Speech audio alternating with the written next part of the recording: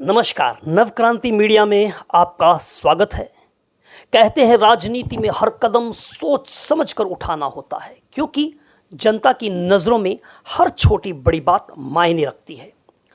अरविंद केजरीवाल जब supreme court से जमानत पाकर तिहाड़ जेल से बाहर आए तो उन्होंने आते ही एक बड़ा ऐलान कर दिया। उन्होंने मुख्यमंत्री पद से इस्तीफा देने और जल्द चुनाव करवाने की सिफारिश कर दी। ये एक चौंकाने वाला कदम है और राजनीतिक विश्लेषकों की नज़र में ये बीजेपी के लिए एक बड़ी चुनौती बन चुका है। क्या अरविंद केजरीवाल ने ये कदम जनता की हमदर्दी सहानुभूति बटोरने के लिए उठाया है? क्या ये कथित शराब घोटाले के आरोपों को धोने की एक कवायद है? और आखिर केजरीवाल के इस फैसले से बीजेपी की क्या और क्यों मुश्किलें बढ़ गई हैं? क्या केजरीवाल ने यह फैसला गुणा भाग करके लिया है? ये बड़े सवाल हैं जो दिल्ली की सियासत में गोते खाते हुए दिखाई दे रहे हैं। राजनीतिक पंडितों का मानना है कि हाँ, केजरीवाल एक बनिए हैं, जाति ही नहीं कर्म से भी राजनीति में ये दिखाई भी देता है। केजरीवाल हर फैसला गुणा भाग करके नफा नुकसान आंक कर उसे नफे नुकसान को उस तराजू पर तोल कर कदम उठाते हैं। उन्होंने इस्तीफा देने से पहले होमवर्क किया है, तभी यह कदम उठाया है। उनका रातों रात यह कदम नहीं आया है। उन्हें पता है कि अगर जनता की हमदर्दी बटोरनी है तो ये कदम जो है, सबसे बड़ा कदम जो है, मास्टर स्ट्रोक हो सकता है। फिर तीसरी बार सत्ता में वापसी का हैट्रिक लगाने का रास्ता भी साफ हो सकता है। अब जनवरी में तो आप जानते हैं कि दम घोटू माहौल होता है। माहौल परिस्थितियां कैसी हो जाती हैं, पंजाब में पराली जलती है और ये सब दिल्ली का जो राजनीतिक माहौल है वो कैसा होता है। और यही वजह उन्हें लगता है कि यह समय सबसे मुफीद है कि इस्तीफा दे दीजिए और फिर जनता की यादाश्त भी तो कमज़ोर होती है। अब अगला सवाल यह है कि दिल्ली का अगला मुख्यमंत्री कौन होगा इस इस्तीफे के बाद?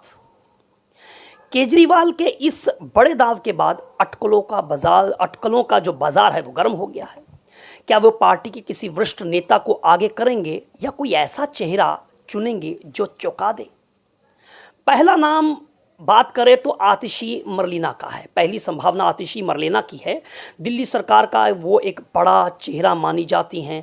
आतिशी शिक्षा मंत्री हैं और इस पद के लिए एक मजबूत दावेदार मानी जाती हैं क्योंकि वो तेज़ तरार महिला मंत्री हैं। अरविंद केजरीवाल की सबसे विश्वसनीय भी हैं और अगर केजरीवाल एक महिला मुख्यमंत्री बनाना चाहते हैं तो आतिशी इस रेस में सबसे आगे मानी जाएगी। सौरभ भारद्वाज दूसरी संभावना जो है वो सौरभ भारद्वाज की है।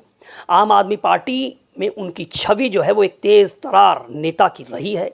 सौरभ पार्टी के मुख्य प्रवक्ताओं में से एक हैं और राजनीतिक मुद्दों पर उनकी पकड़ काफ़ी मजबूत मानी जाती है।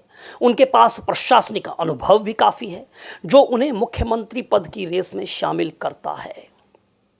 इसके अलावा नाम है कैलाश गहलोत। ये तीसरा नाम है जिसकी संभावनाएं हैं। कैलाश गहलोत दिल्ली के परिवहन मंत्री हैं। उनकी पकड़ जो है वो पार्टी में तो अच्छी है ही, साथ में उनके मंत्रालय में प्रशासनिक मशीनरी पर भी उनकी अच्छी पकड़ मानी जाती है। अधिवक्ता भी हैं, कानून के जानकार भी हैं। इसलिए अगर पार्टी प्रशासनिक दृष्टिकोण से कोई सक्षम नेता चाहती है तो कैलाश गहलोत भी एक विकल्प हो सकते हैं। रामनिवास गोयल ये चौथा नाम है जिसका मैं जिक्र कर रहा हूँ। रामनिवास गोयल जो है वो दिल्ली विधानसभा के अध्यक्ष रहते हुए उन्होंने अपनी एक अलग पहचान बनाई है। उनके पास काफ़ी लंबा चौड़ा राजनीतिक तजुर्बा है, प्रशासनिक अनुभव भी है। वो हरियाणा चुनाव में वैश्य समुदाय में सेंध लगाने की दृष्टि से भी केजरीवाल की एक सोच का एक हिस्सा हो सकते हैं। अब सबसे आखिरी नाम जो है वो सुनीता केजरीवाल का है।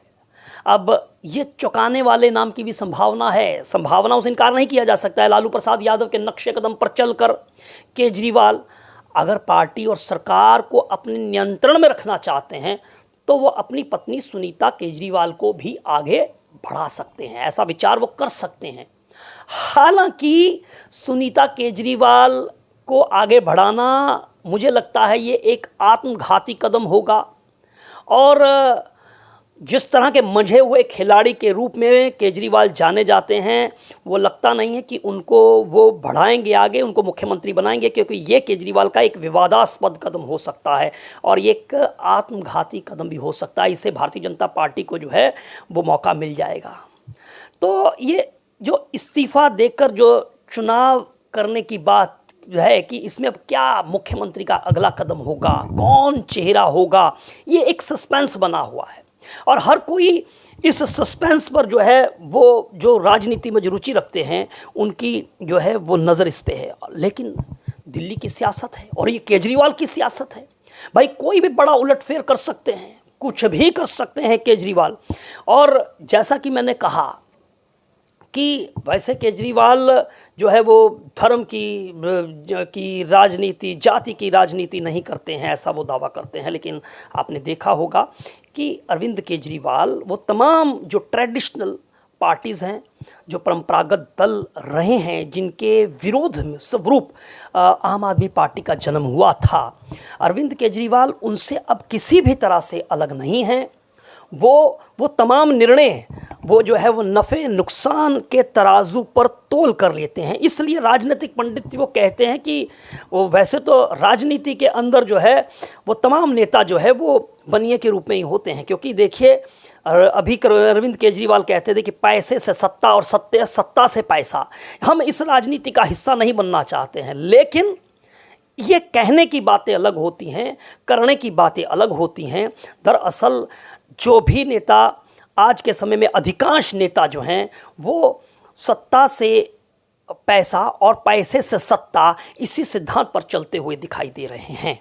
और अब दिल्ली के इस पूरे के पूरे माहौल के अंदर आम आदमी पार्टी ने ये जो एक बड़ा पासा फेंका है राजनीति की बिसात पर, उसका भारतीय जनता पार्टी के पास अभी तक कोई तोड़ दिखाई नहीं दिया है। भारतीय जनता पार्टी को उम्मीद नहीं थी कि हम दिन रात जो है वो गला फाड़ फाड़ कर चिल्ला कर कहते थे कि अरविंद केजरीवाल इस्तीफ़ा दो, अरविंद केजरीवाल इस्तीफ़ा दो।